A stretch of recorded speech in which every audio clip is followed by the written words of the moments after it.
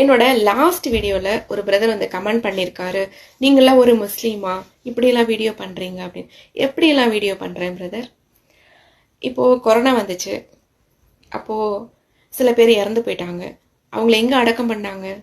ஜாதி பார்த்து மதம் பார்த்தா வந்து அடக்கம் பண்ணாங்க. எல்லாத்தையும் ஒரே இடத்துல தானே அடக்கம் பண்ணாங்க.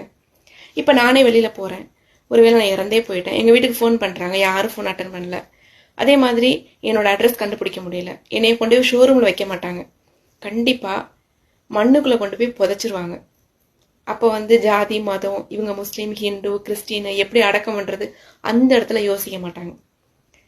ஏன் இன்னும் வந்து ஜாதி ஜாதி ஜாதின்னு சொல்லிட்டு அலையிறீங்க? கொஞ்சம் திங்க் பண்ணுங்க, சரியா? இப்பெல்லாம் நிறைய மாற்றங்கள் வந்துருச்சு. யாருமே வந்து ஜாதி மதத்தை பற்றிலாம் யோசிக்கிறது இல்லை. இங்கே எல்லாருமே அண்ணன் தம்பிங்க அக்கா தங்கச்சி தான். கொஞ்சம் திங்க் பண்ணுங்க.